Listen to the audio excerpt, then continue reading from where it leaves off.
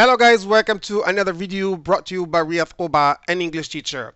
Welcome back. So this is the second broadcast for today, and I am here today to give you a helping hand and revise for the English exam together. Before getting started, I would like to give you an idea about my YouTube channel, especially for those who have just joined us. So this is a 100% educational YouTube channel devoted to high school students as well as baccalaureate students. So on this channel you will find amazing videos delivered in a very creative way. So you will find videos in which I try to summarize all the lessons that you've studied this year.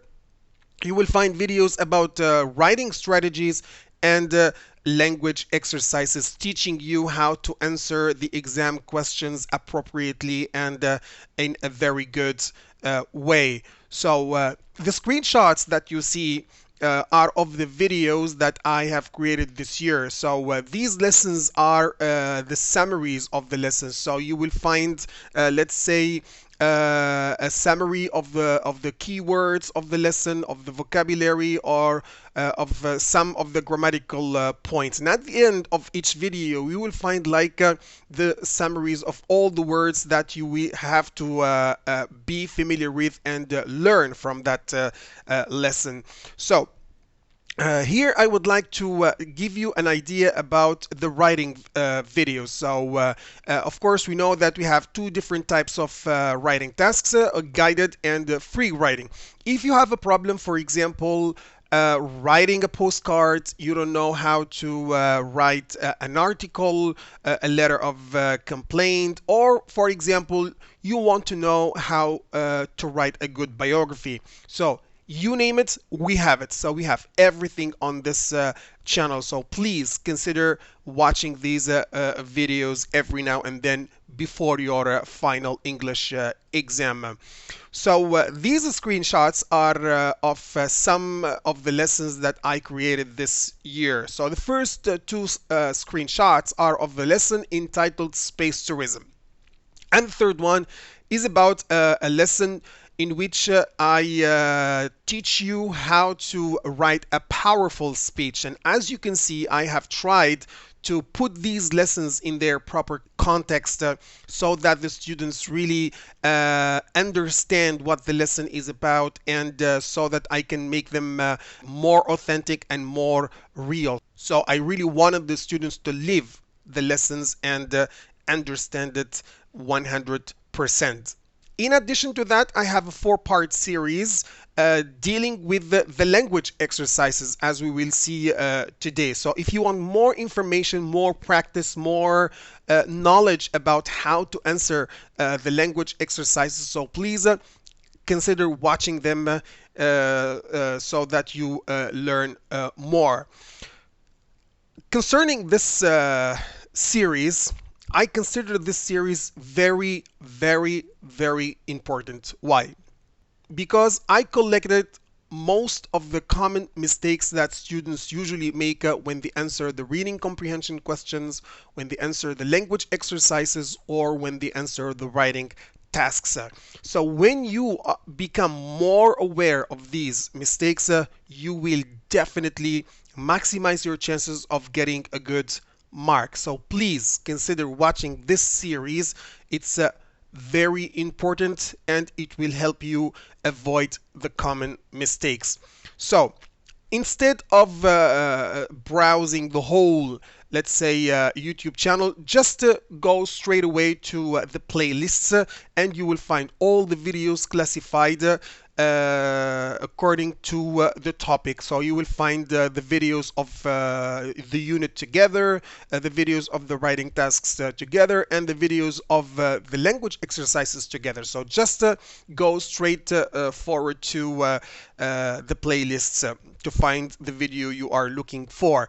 In today's broadcast, actually this is the second one for those who've just joined us.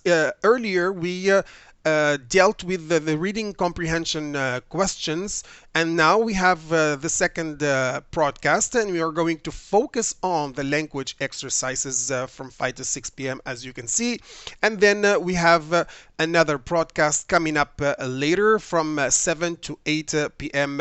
And we will deal with the writing tasks. So please stay tuned with us and get ready to ask whatever question you have.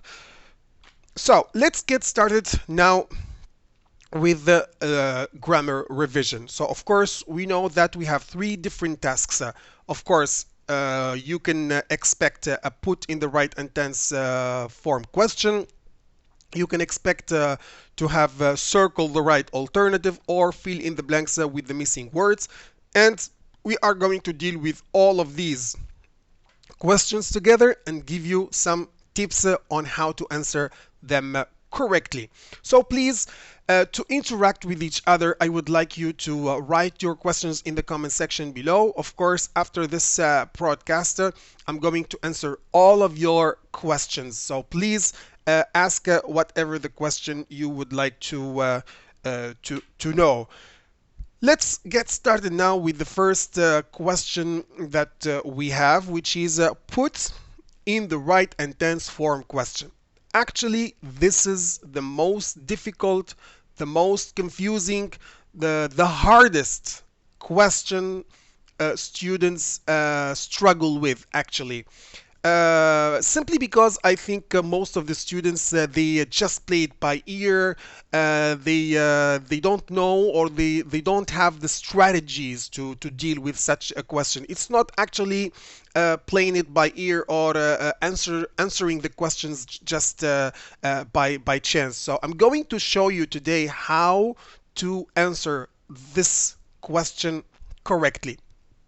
Great. So my first tip for you is the first thing. Of course, we have to read the paragraph and try to underline all the signal words and hints. And I'm going to explain this point. What do I mean by signal words or hints? So the second one is read as many times as possible, because reading the paragraph one time is not enough to find all the clues. So when you read the paragraph, you don't read the paragraph just to find the clues, but you understand the context or the topic of this paragraph, and of course you try to find these clues. The third one, decide whether you need a tense or a form for each gap. And I'm going to explain it as well. So the question says, put in the right tense and form. Tense and form. Let me explain this. So first I'm going to talk about the signal words or hints that I have told you about. So let's suppose this is an example. I teach English since 2006. So since 2006, this is my indicator. This is my hint. This is my clue. This is my indicator. Okay? So, since 2006 is of great help. So, it helps me find the correct tense. So, what is the tense that I have to use with since 2006? Of course, the present perfect. So, the correct answer is I have taught English since 2006, or I've been teaching English for since 2006. So this is what we mean by hint, clue, or indicator. In each sentence, in almost each sentence, you have a clue, or you have a hint, or what we call an indicator. So this is the first point. When you read the paragraph, you have to find these clues to help you find the correct answer. The second point that I would like to explain is making a difference between what a tense is and what a form is. So the question, as I said earlier, states to put in the right tense and form. So what do I mean by tenses and what do I mean by forms? So as you can see here, students always confuse. They are confused. They don't know what a tense is and what a form is. So let me make it simple for you. The tenses are simple present, present progressive, future, simple past, past progressive. Then we have present perfect progressive, and past perfect. So when the question says put in the right tense, I have to expect to have one of these tenses. So this is it, okay? But when I have to put it in the right form, I have to expect whether it's the infinitive form, like to go, or the bare infinitive, like go, or the gerund form, like going, ed or ing adjectives, adverbs, passive voice or active voice, the comparative form, and the superlative form. So this is what we should keep in mind. So what is my point here? My point, do not only focus on putting the verbs in the right tense or form. It's putting in the right tense and, okay? So you have to have a mixture, both a tense and a form. And ask yourself whether you need a tense or a form. So this is very important, and I'm going to show you how to do that. Let's get back now to our question here. So what we are going to do now is to try to find the clues, and then we ask ourselves whether we need a tense or we need a form in each gap. So why should we have our 5 a day? Around 33,000 lives a year could be saved in the UK if could be saved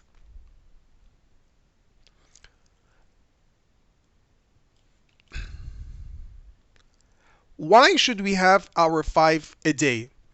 Around 33,000 lives a year could be saved if everyone in the UK, and then we have the verb follow dietary guidelines. So here the words guidelines, it means general rules. So what is my indicator here? Could be saved, and then we have if. So this is my indicator. What is the tense that I have? Past. So to be able to understand this point, I would like to seize this opportunity and explain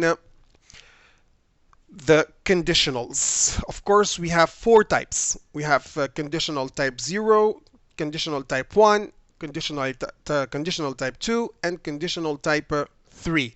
So I would like you now to focus on this sentence and tell me what type of conditional it is in the comment section below. So if we reduce carbon emissions, we will help prevent global warming.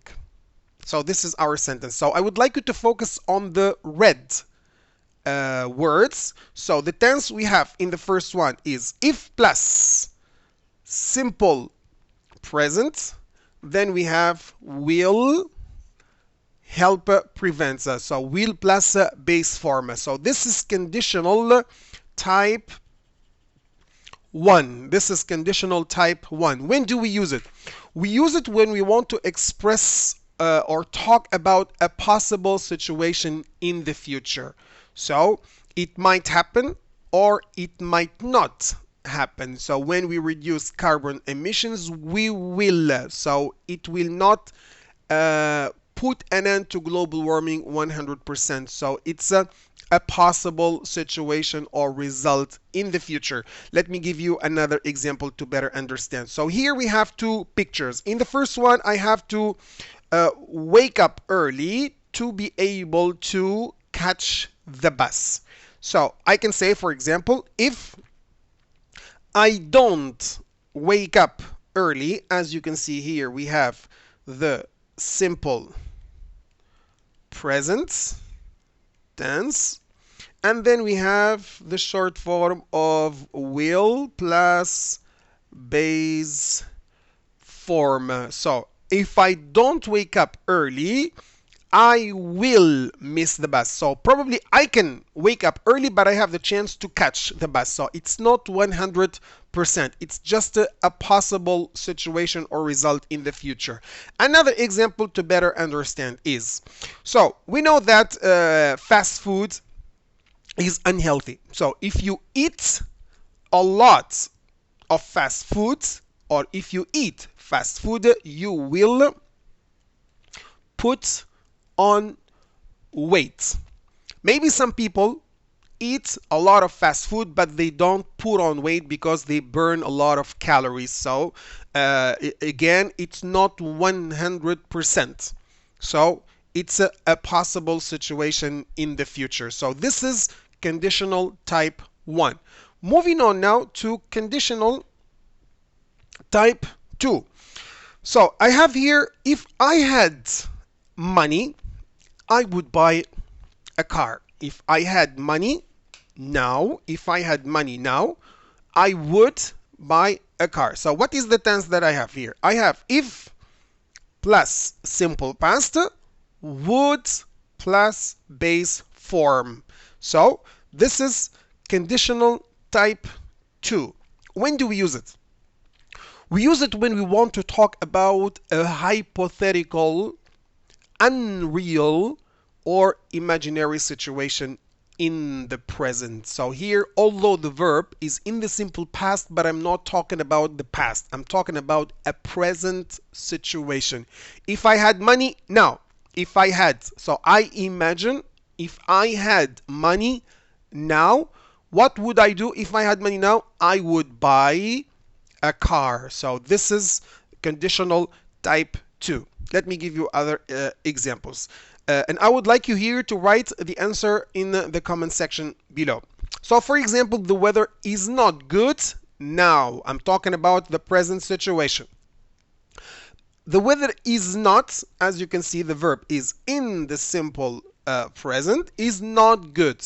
So I cannot, or I will not go to the park. So what do I say here in this situation? Again, write your answers in the comment section below. If the weather wasn't so bad, or if the weather was good,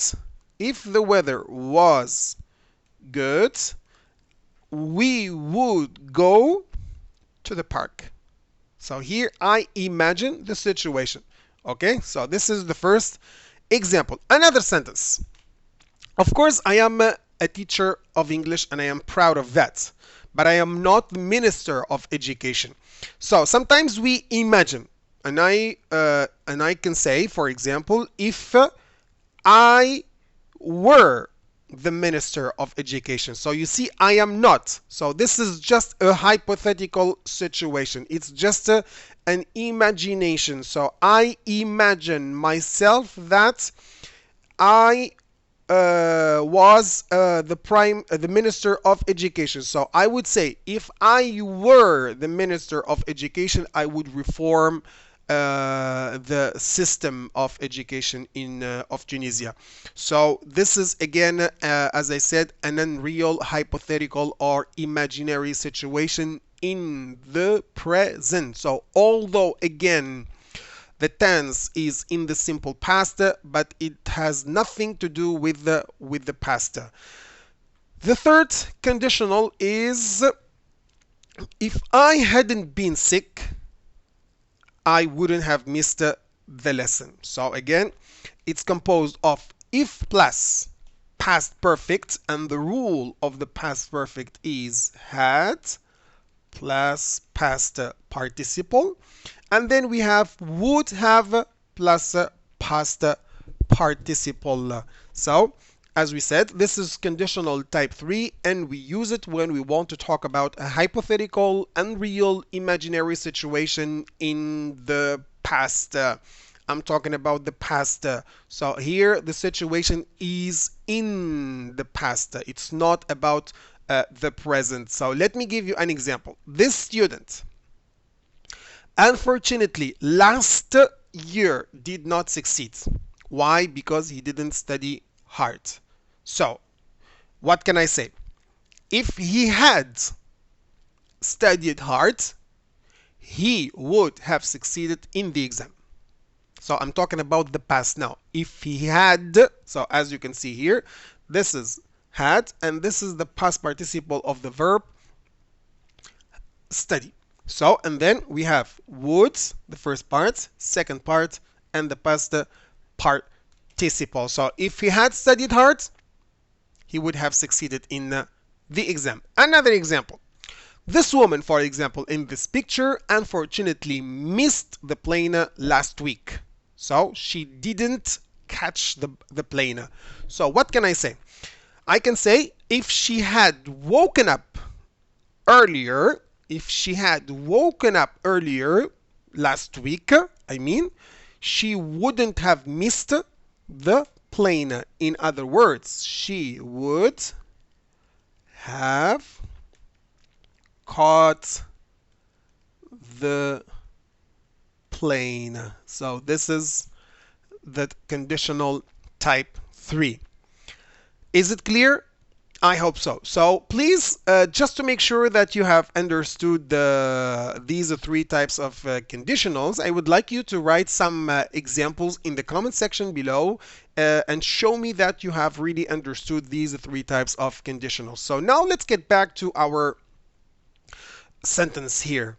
Around 33,000 lives a year could be saved if. So this is, we are going to use here the conditional type 2.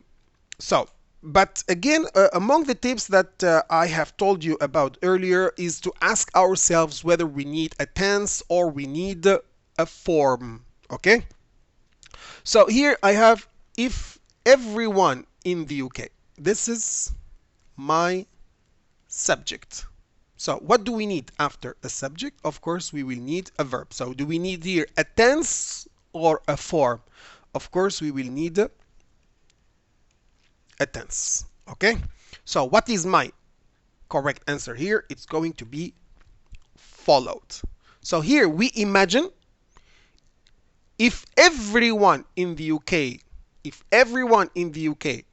followed dietary guidelines, as we said earlier, guidelines, it means general rules, and dietary, it means it comes from the verb to go on diet.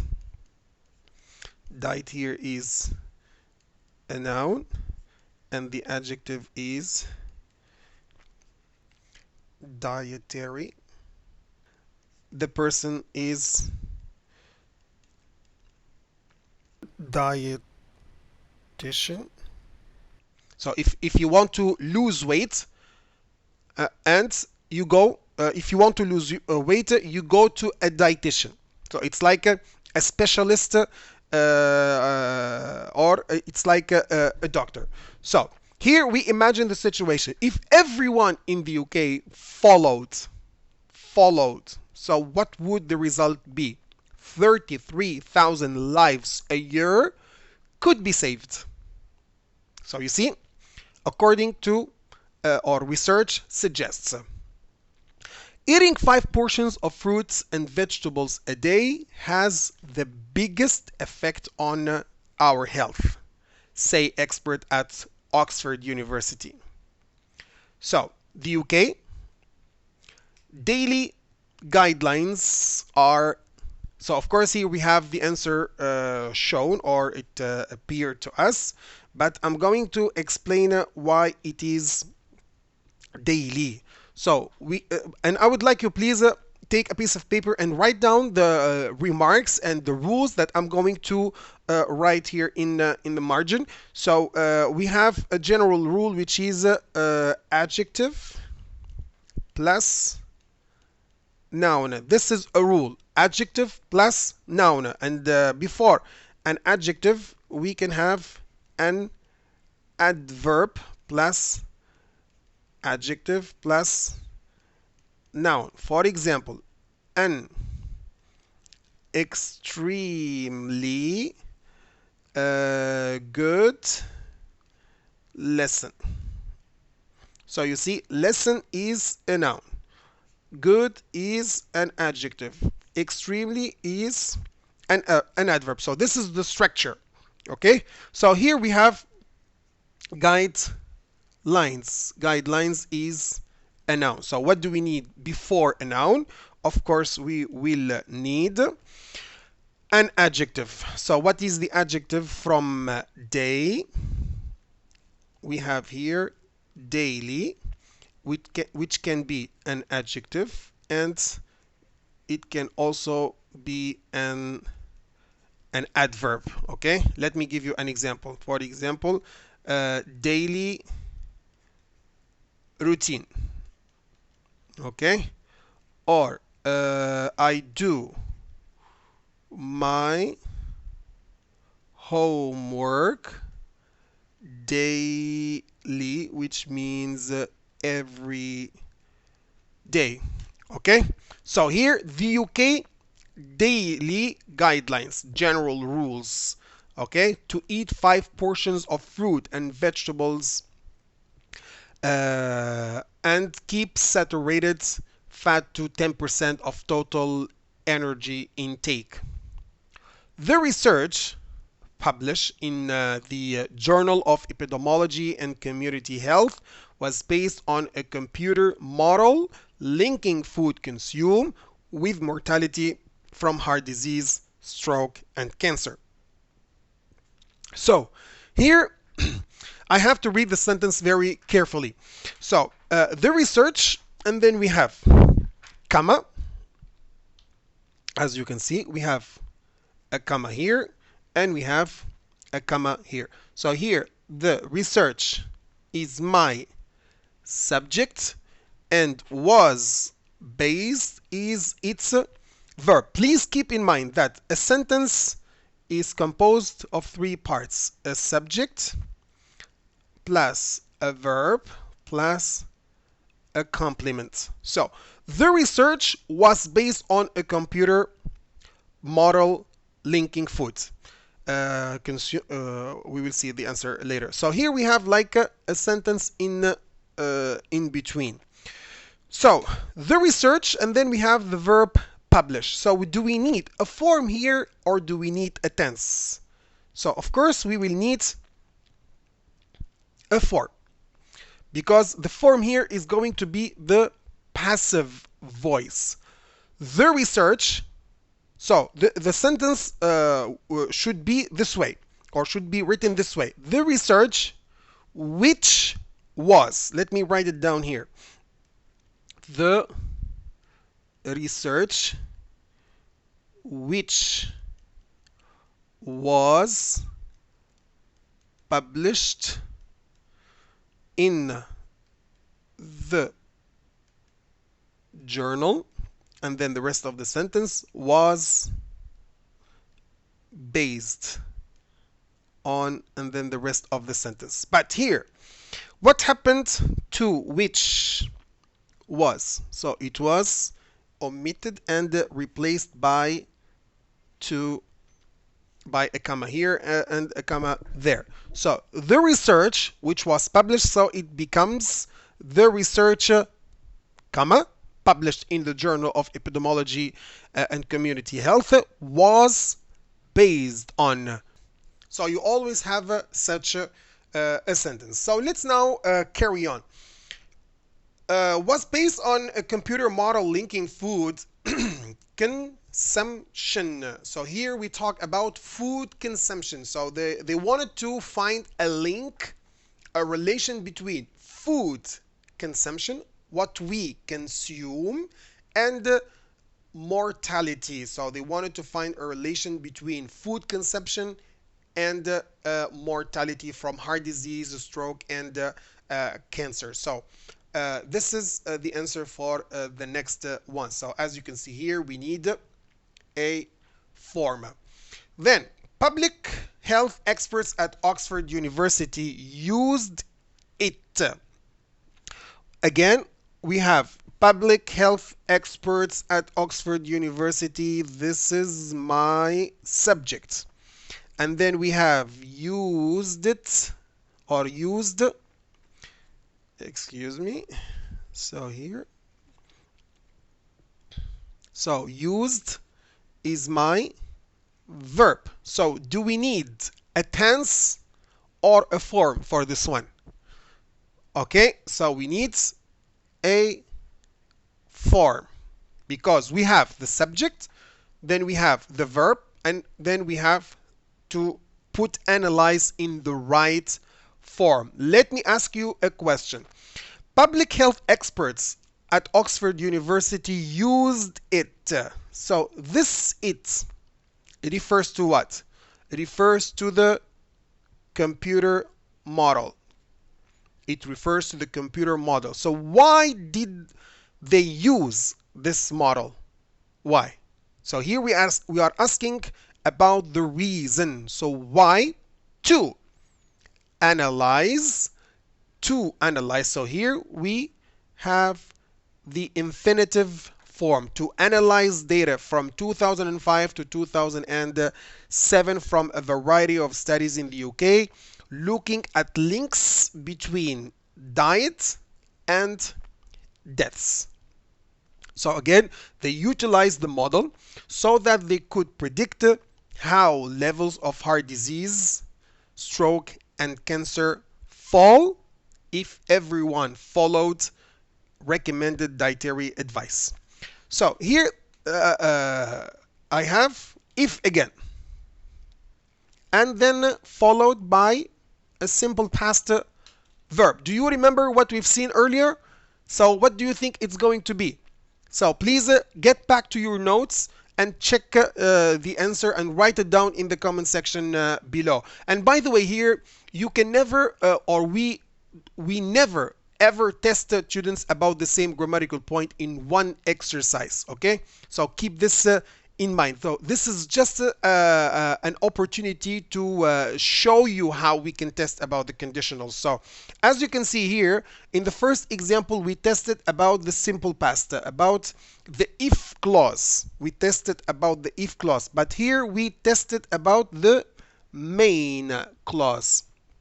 So keep in mind, we can ask the students or test the students about about the tense they should have after if or the form that they can have after for the main clause. So we said earlier that we use if plus simple past.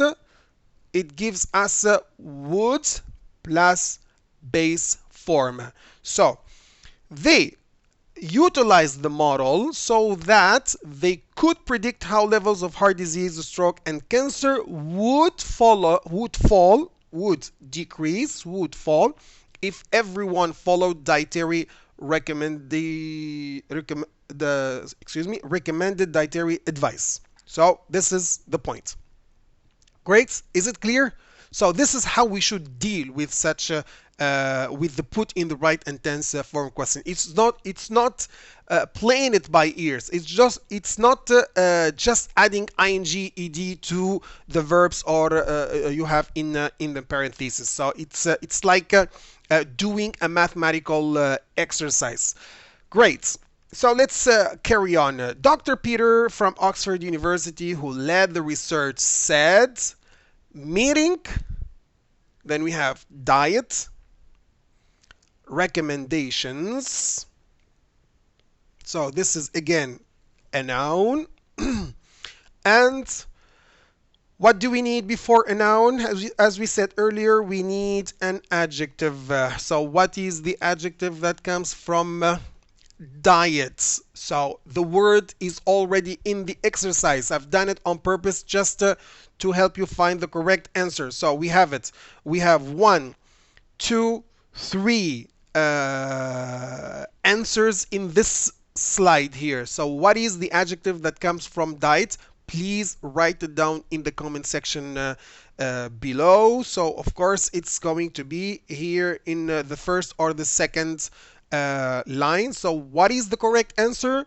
So the correct answer is meeting dietary recommendations. So the adjective that comes from diet is dietary. Okay, so dietary recommendations or advice would have a massive effect on the health of the nation. According to the model, the biggest impact would be eating more fruits and vegetables. However, but this doesn't mean that you should just stop at 5 portions of fruit and vegetables. In fact, the more,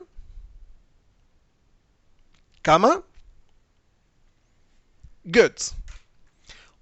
What is the form of more here? It's the comparative form.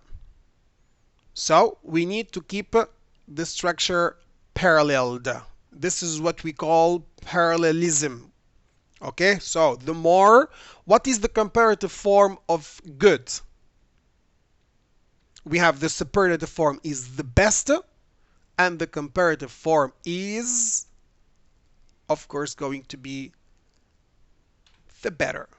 Okay, but we have to add here the, because we have the plus comparative and the plus comparative, and I'm going to explain it right away. So is this exercise clear?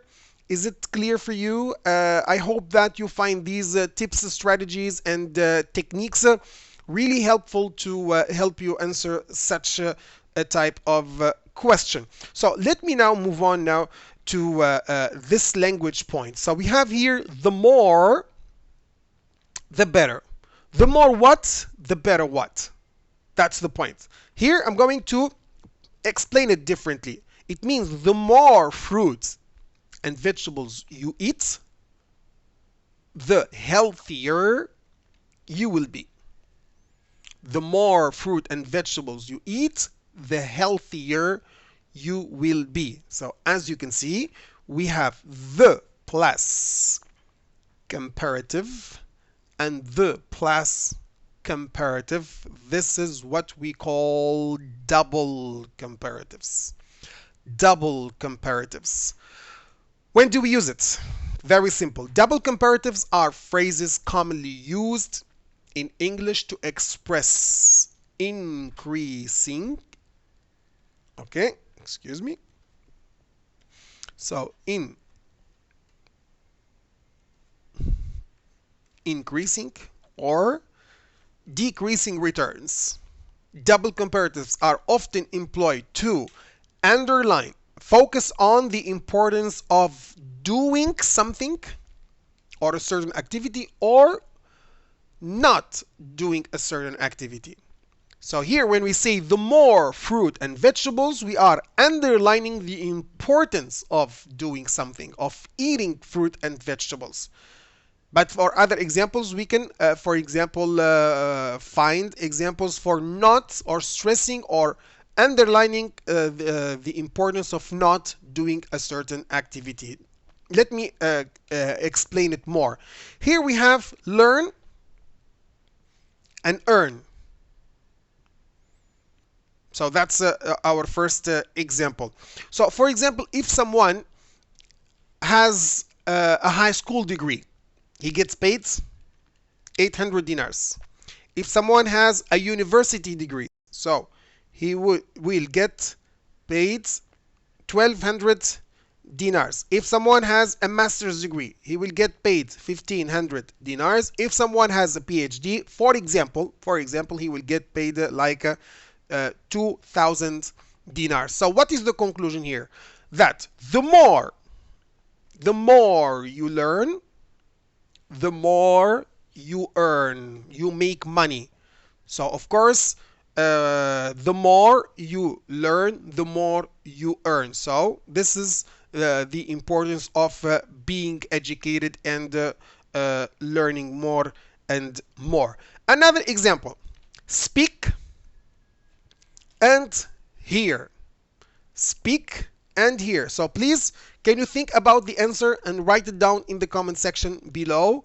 So here the answer is going to be the less you speak, the more you hear. Let me explain why it is this way. So for example, if someone has a problem, what should we do? We should listen. And in order to listen, we should let the speaker express himself or herself. So we have to speak less so we can hear more. So here, the more you speak, the less you speak, the more you hear. So we will be good listeners. So this is very important. Another example, share and have. If I have something and I share it with you, so you see here, I have some knowledge and now I am sharing my knowledge with you. You have knowledge and you share it with me. So if we all share what we have, do you think we will have less or we will have more? So of course we will have more. So what's the point here? The more you share, the more you have. So it's all about sharing. Sharing is caring. So when you share what you have, it means that you care about the other person. Another example, big and good. This sandwich is very delicious. It's mouth watering. So the bigger the sandwich, the better it is. So here, comparative, double comparative. The bigger, the better. So another example. And the last one is going to be this one. Know, realize you don't know. So what is the answer? I like this quote actually, or this proverb. The more you know, the more things you know, the more you realize you don't know. Let me repeat it. The more you know things, the more you realize you don't know. So this encourages us to keep learning, to keep acquiring knowledge, to keep educating ourselves, because life is all about learning. Okay, so it should be lifelong. The more you know, the more you realize that you don't know. Okay, so this is the double comparative. I hope it's clear. So please, again, if you have other questions, please write them down in the comment section below. And of course, after this broadcast, I am going to answer all of your questions. Great. Let's move on now to the second question here, which is fill in the blanks with the missing words. So how do we usually deal with such a question? Is it answering the question randomly without having like a specific strategy, or what? So please, English, it's not like answering the questions randomly or by chance. It's all about, it's like science. It's like you have to master the language and be good at grammar to be able to answer such questions easily. So my first advice here is, as you can see here, the first one is classify the words in the box according to their types. So here I have 1, 2, 3, 4, 5, 6, 7 words. And by the way, I don't have 2 extra words here. So the first thing we have to do is to classify the words according to their types. Then read the paragraph to get an idea about it. And while reading, try to guess the type of each word you need in each blank by finding clues or hints. What do I mean by that? It means after classifying the paragraph, the words in the box, it means after classifying the words in the box, I have to read the paragraph for the first time and try to guess what do I need in this blank? Do I need a noun? Do we need an adjective? Do we need an adverb? So guess guess, just guessing. You are not expected to guess them all right. So this is what you have to keep in mind. And then, of course, fill in the blanks with these tips in mind. So let's get started with the first one. Here we have the first one is however.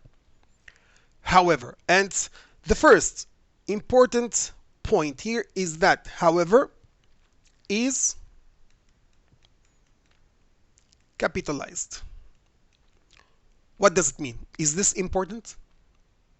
Yes, it is. It's very important. Why? Because if it is going to be used, it must be this way here, a full stop before however, because it's going to be the first word, and then a comma. Clear? So let's do it quickly and see if we have a full stop and a comma here. So we have we don't have here, we don't have here, we don't have here. So here we don't have a full stop, but we have comma. So it's not going to be correct. Here we have nothing, here we have nothing, here we have nothing, then nothing, and then we have the full stop, and then we have the comma. So the first one is going to be how ever here. So here we have nothing, here we have nothing, here we have nothing, and here we have no punctuation marks. So you see how we can make things easier if we be more aware of these tips and strategies. So please keep this in mind. So however, it is actually a conjunction. So it's a word that we use to link between two different ideas, and it expresses contrast. This is the first one. Exodus.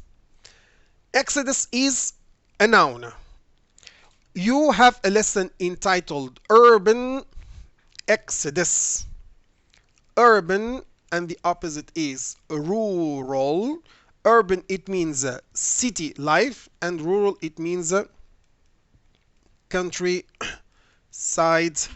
life. So when we say urban exodus, exodus, it means the movement of a lot of people, the movement of a lot of people from the city, or from exodus by itself, it means the movement of a lot of people from one place to another place. But when we say urban exodus, as the lesson indicates, it means the movement of a lot of people from from the city to the countryside. So this is the meaning of exodus. So it's a very key, it's a very important word. Then we have dramatic. Dramatic, it means it's an adjective, and it means noticeable, something that is remarkable, noticeable. Then we have increasing, which comes in the gerund. A gerund is a verb plus ing form. Then we have the comparative. Bigger is a comparative form.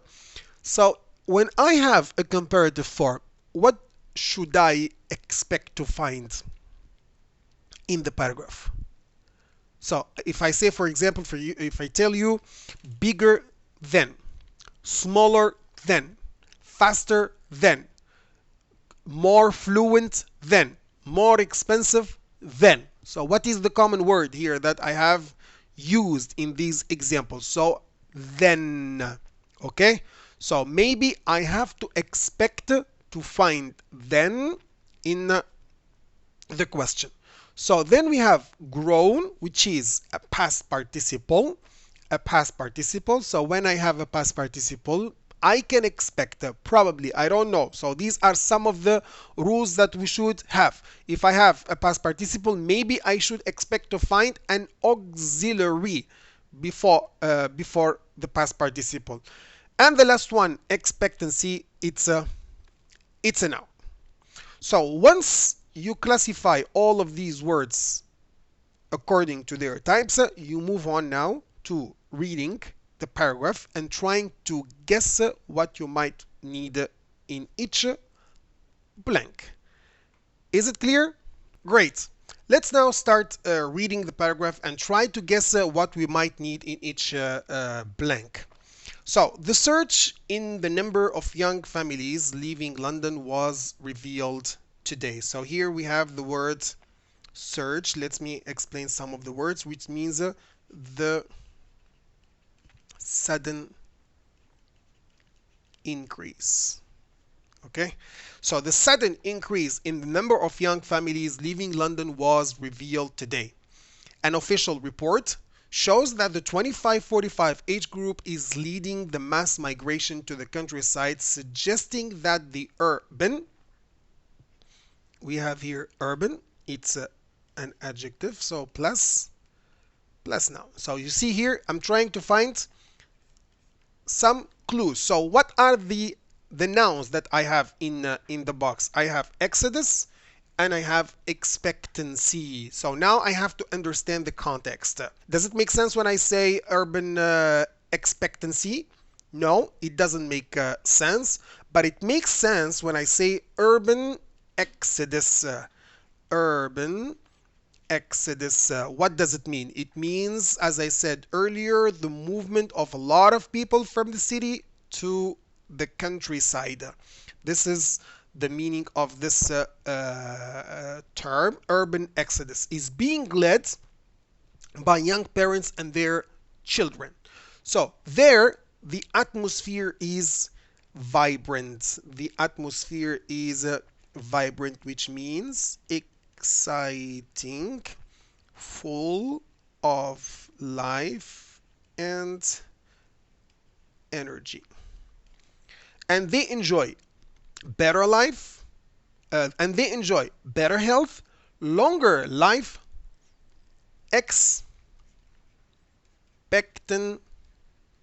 expectancy. So this is the one. Life expectancy is the number of years. Let me write it down here. Life expectancy is the number of years one lives. For example, 65 years. So life expectancy nowadays is 65 years. It means most people live 65 years. So this is the number of years that people live. So the report shows that the number of people living in the countryside has by 1 million since the early 1980s. So since the early 1980s is an indicator of the present perfect. So you see? So maybe, as I said here, has is an auxiliary. So after an auxiliary, we need a past participle. So the past participle is, or the answer is going to be grown. So the number of people living in the countryside has grown since the early 1980s. So you see these hints, these clues, together with classifying the words in the box, help me maximize my chances of getting a good mark. Then, the city to town migration is now 4 times. Then we have a blank, and then we have then. What does then here indicate? It's an indicator of the comparative form. So we have one comparative, which is bigger. So it's 4 times bigger than it used to be. And of course, the next one, it's going to be, however, as we said earlier, however, it is not all good news in the countryside.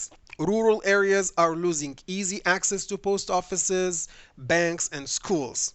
There is also a growing housing crisis, rising fear of crime, and a deterioration.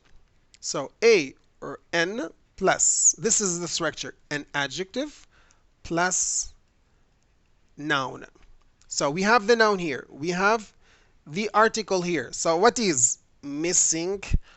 The adjective is missing. So what is the adjective that we have here? We have dramatic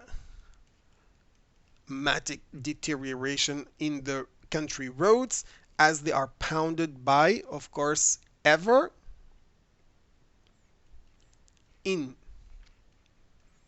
increasing volumes of traffic. Is it clear? I hope so. So this is how we should deal with the language exercises. Of course, maybe you will find it difficult at first, but practice makes perfect. All you have to do now is to be to do at least one exercise every day from today until the end, until the day of the exam. Because when you, the more, as we said earlier, the more exercises you do, the better your grades will be. So here, double comparatives, as we said earlier. So practice makes perfect. This is what you should do. The third question is circle the right alternative. So again, we have some tips here. We have some strategies that we are going to follow and work on them. So what is my question here? Again, circle the right alternative. So what are the tips that I have? First, read the whole paragraph. So this is the first one. Of course, we should read the paragraph. Then, read every answer option and try to find clues that might help you. Again, it's all about finding clues, hints to help me find the correct answer. And then use the process of elimination by eliminating wrong answers. And I'm going to explain how we follow these tips. And of course, the last one, we have to set or select the best answer. Okay, so these are the tips. Let's get started now. Physical fitness is the soul, is the only basis of being healthy. Being healthy means mentally and emotionally fit. I just wanted to focus on here ends. Maybe you might have it tomorrow in the exam. So ends, we have parallelism. So here we have an adverb, and then here we have an adverb. Maybe sometimes you need an adjective and then another adjective after it.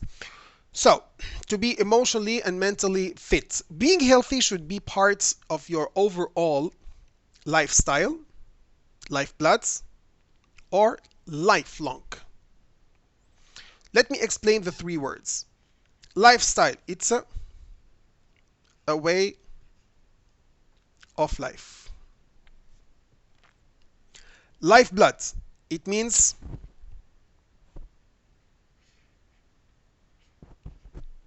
a source of energy. For example, agriculture. Agriculture in Tunisia is the lifeblood of the economy. So it means it's very important. Lifelong, we have a lesson today with entitled Education, Lifelong Learning. Sorry. Entitled Lifelong Learning. It means you should lifelong learning. You should learn all your life, all your entire life. So these are the three words. Now I have to understand the context. Being healthy should be part of your overall source of energy, lifelong, or a way of life.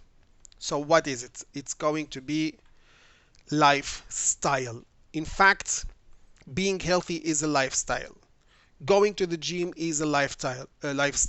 Eating fruit and vegetables is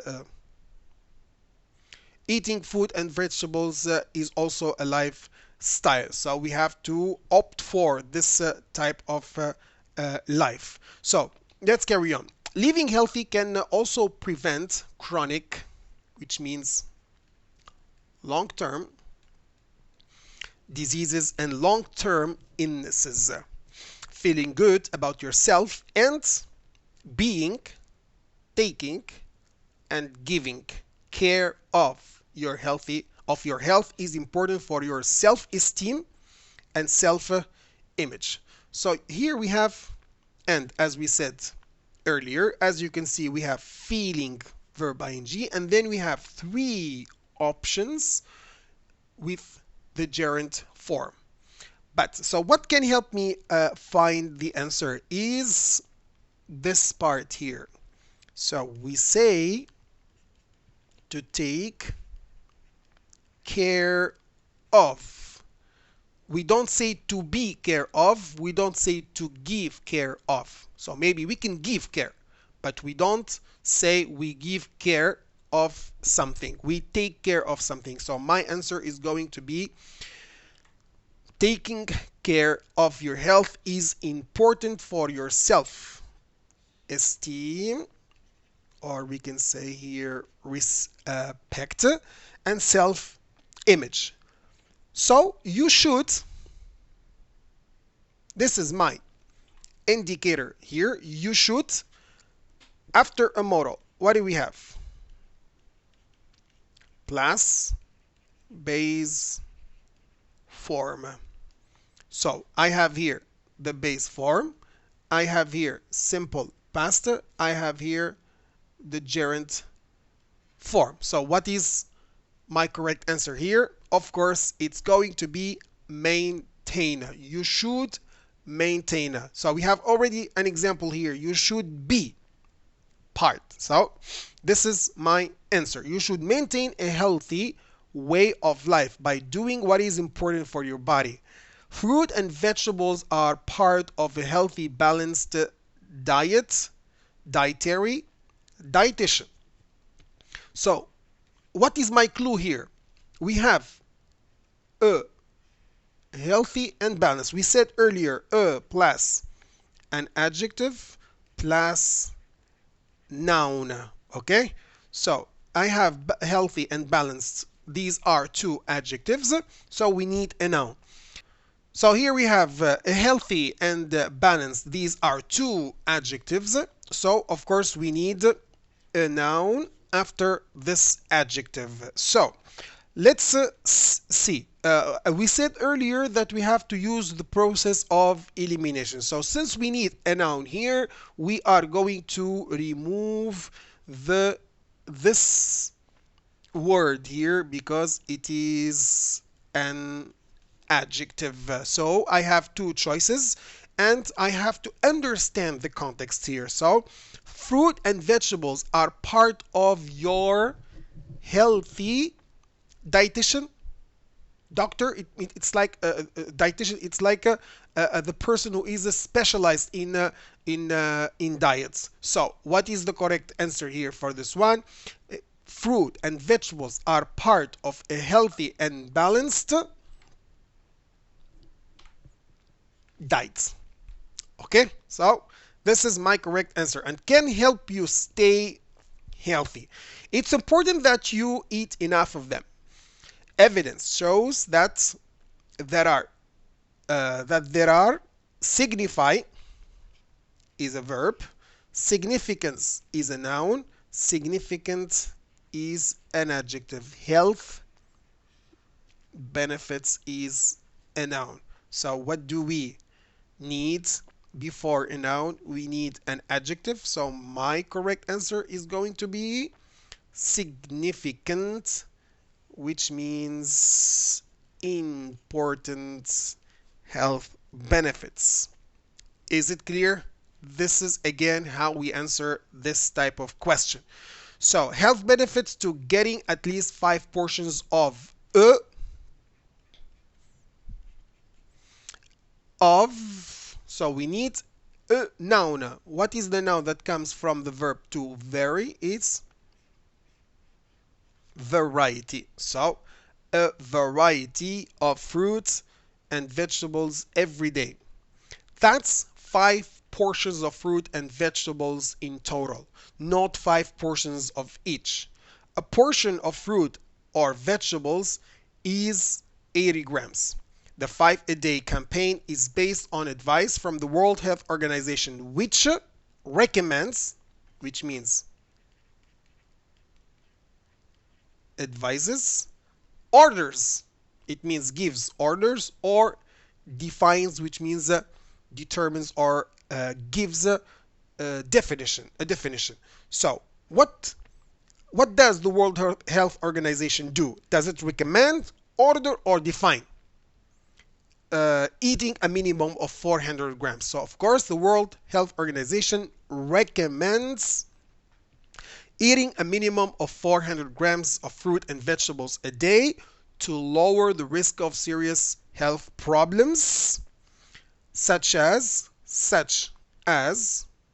so heart disease, stroke, and some other types of cancer. So here I have 3 options, 3 examples of diseases. So what is the word I'm going to use? I'm going to use such as. So such as, we use it when we elicit a number of examples. For example, I would like to travel to many countries such as the United States, England, and Australia. So such as, I'm giving some examples here.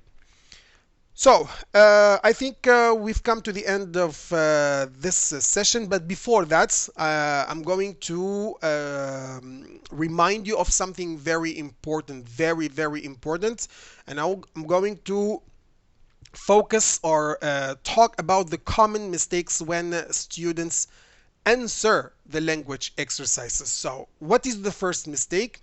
The first mistake, as we said earlier, is that they don't differentiate between what a tense is and what a form is. So please, again, remind yourself, ask yourself whether you need a tense or a form for each gap. So this is the first common mistake. The second one is spelling mistakes. What do I mean by that? So for example, here we have the words, the students put the words infecting, as you can see here, it's spelled with an E, but he wrote it with an I. Although the answer is correct, the students will not get or the student will not get a mark because it is spelled incorrectly. So please don't make such a mistake. Don't misspell the word from the box. Just copy and paste the word as it is, and be careful when you copy the words so that you can get the full mark. This is the second mistake. The third one, as we said earlier, when you have a full stop like this here, so it means that the word must start with a capital letter. It must. So here, as you can see, although is capitalized. It's already capitalized in the box. So I must write it with a capital letter. Although there were other newsworthy research. So do not forget to start the sentence with a capital letter after a full stop. If you don't start the answer or the word with a capital letter, so you will not get the mark. So these are the rules that we follow as teachers when we correct the exam. The next common mistakes is what we call gambling.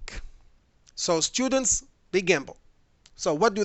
They choose one word and they write it in many blanks. Infecting here, they write it here, then infecting here, and then infecting here.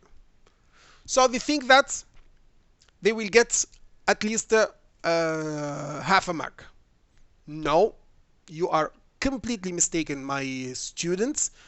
So here, this one is correct, but the other ones are incorrect. So you will lose all the points. So please, you have to understand what the paragraph is and put it in the right tense. Don't write the same word in many blanks. You will not get the mark. So thank you so much for attending the second broadcast. So we've come to the end of this revision, second revision lesson, and of course we still have another broadcast coming up in 1 hour. So please stay tuned, and we will carry on with the writing tasks. I hope that you have enjoyed these revision lessons. So please ask your friends to join us later with the third broadcast and revision lesson. And please, again, don't forget to subscribe to my channel so that you can get notified whenever I upload a new video or when I go live. Okay, so please see you later. Bye bye.